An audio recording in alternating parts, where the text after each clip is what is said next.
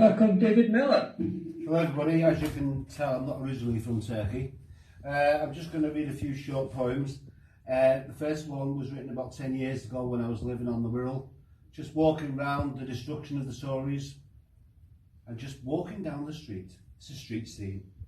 That's a tanning studio, that's a chippy, that's a tanning studio, that's a hairdresser's, empty shop, empty shop, empty shop.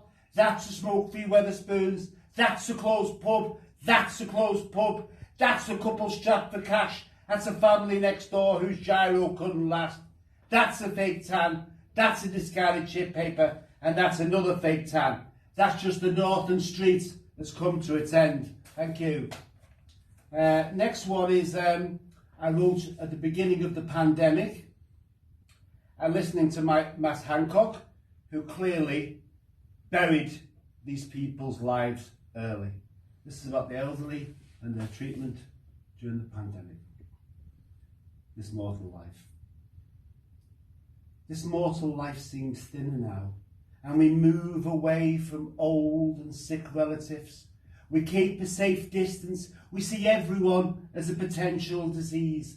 This mortal life seems thinner now, and in a darkened room in a care home all alone, she sits, tapping her fingers, hoping the bell will ring or someone will call.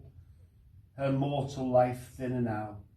She's passing away, all alone. Thank you. I've just got two more poems. I live in Turkey now. I escaped the rat race before the rats ate me alive in England, really. And this is when I went on holiday, and I just escaped it all, really. On a beach, never returning. I have nothing to regret now. The moon knows my name, and even the trees are more welcoming here. I have nothing to leave now. The jagged edges of the shore show me that each life can be split in two. One moment you're together, then all of a sudden you're a pebble on the shore. I have nothing of myself now, and that feels so much better than before. Okay, thank you. I've got one more short poem. This is a true story. This is winter, and this is what happened to me a long time ago. Snowdrift. I can still feel the freezing cold air on my cheeks, an air long since gone, like the people I used to greet on the streets. And you were so small, I could fit you in the back of my bike, sitting under the slide so the cold rain wouldn't bite.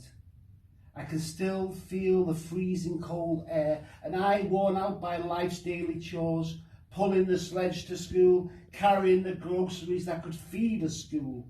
I all did this with love, of course. Then one day, on returning, you told me where you'd been.